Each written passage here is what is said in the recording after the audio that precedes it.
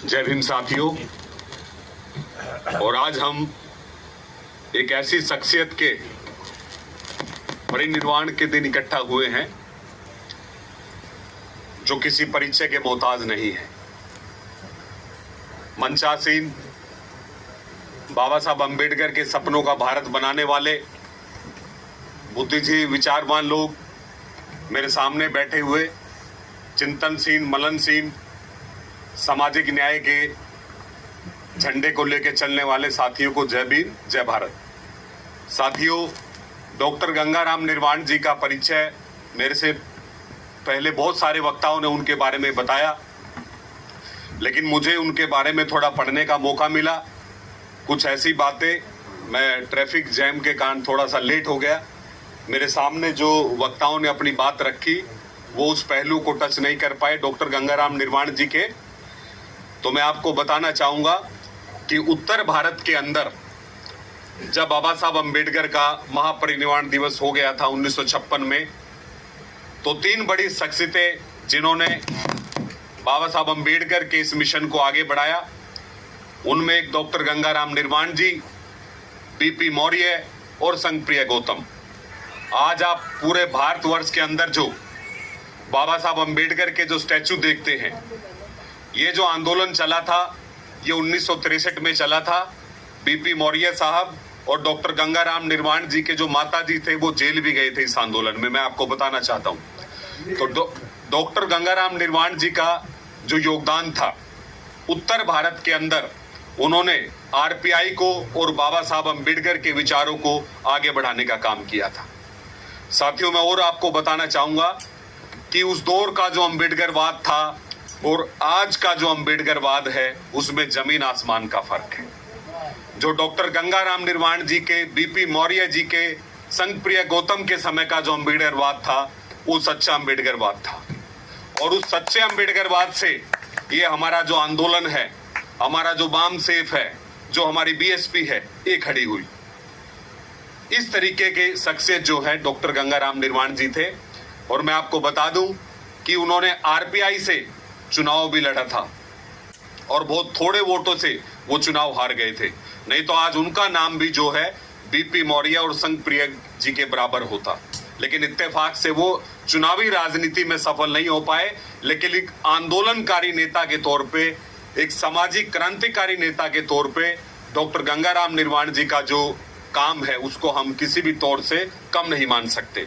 साथियों, मैं आपको बताना चाहूंगा, इसी जगह पे कार्यक्रम था अप्रैल में, बाबा साहब अंबेडकर की जयंती थी और उन्हीं के साथ में डॉक्टर गंगाराम निर्वाण जी का भी जन्म दिवस रहता है एक वीक पहले। तो इसी हॉल में मैंने एक आह्वान किया था और मैंने एक बात रखी थी कि बहुजन समाज जो है संख्या में 85% है।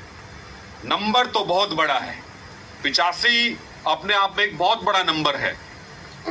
और हम ये कहते हैं कि हम 85% है और हमारे ऊपर 15% लोग राज कर रहे हैं।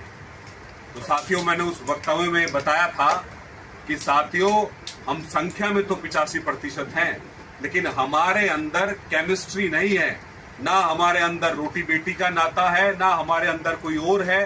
चुनाव के वक्त या कोई उत्पीड़न हो जाए तब हम बहुजन हो जाते हैं, उसके अलावा जो है हम बहुजन नहीं बनते। और साथियों, जो उस वक्तव्य में मैंने कहा था, उस वक्तव्य में मैंने कहा था कि समय की जो मांग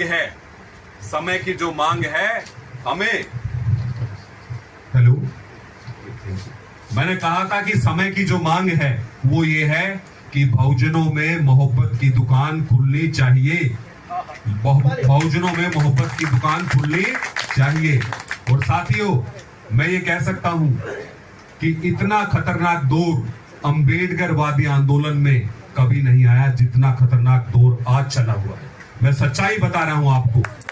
1932 में जब बाबा साहब पूना पैक्ट के साथ हमारे लिए जो अधिकार लेके आए थे, उसके बाद से सबसे बड़ा जो खतरा हमारे लोगों को हुआ वो आज चल रहा है। हमारा एक भाई एक दिन बंद करता है, उससे पहले या एक दिन बाद दूसरा भाई करता है। एक भाई उसके खिलाफ एफआईआर दर्ज करा रहा है, एक भाई उसके खिलाफ दर्ज करा रहा है। साथियों, मैं कहना चाहता हूं ये बहुत ही खतरनाक स्थिति है और मैं तो बुद्धिजीवी लोगों से कहना चाहता हूं कि आप जागो और इस बिखराव को रोको, नहीं तो आने वाला जो समय है बहुत खतरनाक समय है। ये साथियों, मैं आपको बता रहा हूं, आह्वान कर रहा हूं इस मंच के माध्यम से कि हमें एक होना होगा। साथियों, जिस आंदोलन को लेके हम लोग पिछले 50 सालों से सड़कों पे थे, जिस सामाजिक न्याय की हम बात करते थे, जिस आंदोलन की बात करते थे, जिस अधिकार की बात करते थे, वो इस देश की राजनीति में अब आया था 2024 के चुनाव में, और हम लोग इत्तेफाक से उस अवसर को हमने गवा दिया। और जो लोग, मैं शूडो अम्बेडकरवादी कहता हूं ऐसे लोगों को, जो नकली अम्बेडकरवादी थे, वो बाबा साहब का नाम लेके, संविधान की कॉपी लेके देश की कोई अपोजिशन पार्टी बन गया, कोई तीसरे नंबर की पार्टी बन गया और हम लोग जीरो हो गए। साथियों, ये बहुत बड़ा एक सबक था हमारे लिए कि राजनीतिक तौर पे जो हमारा हुक्मरान बनने का जो सपना था वो बिखर गया।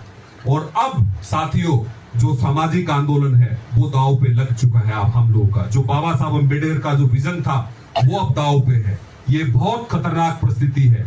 मैं तो सबसे ये कहना चाहूंगा कि किसी भी तरीके से इस बिखराव को रोका जाए।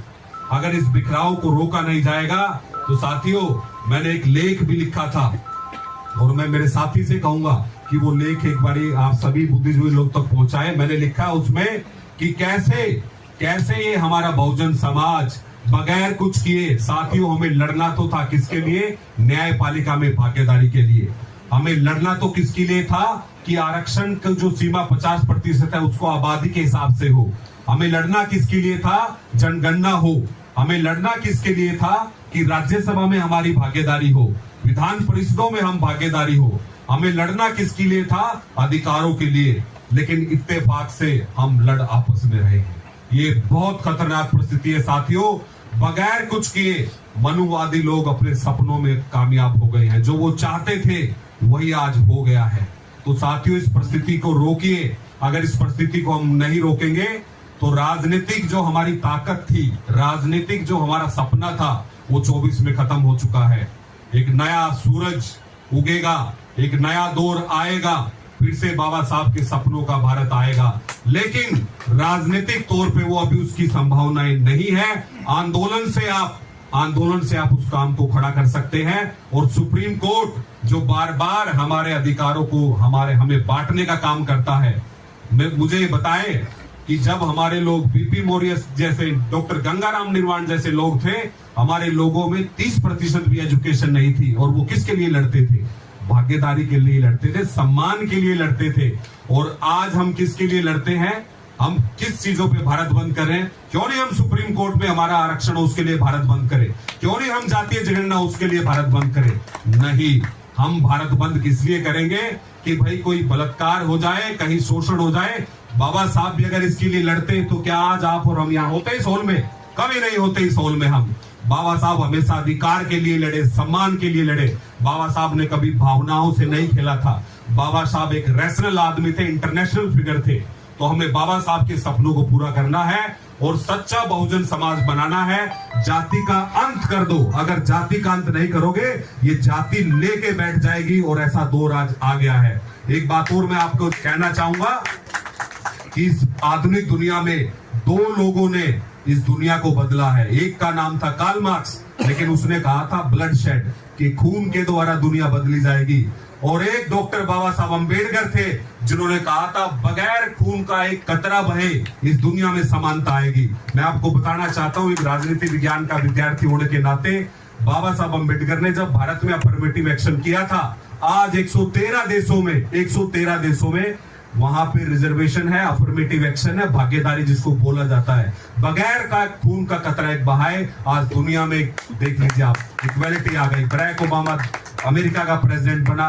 ये सब बाबा साहब का विजन था। तो साथियों, मैं तो कहना चाहूंगा, जो हमारे पत्रकार साथी है, छायाकार साथी है, साहित्यकार साथी है, बहुजनों में मोहब्बत की दुकान खोलो और बाबा साहब के सपनों को पूरा करो। जय भीम, जय भारत, जय श्री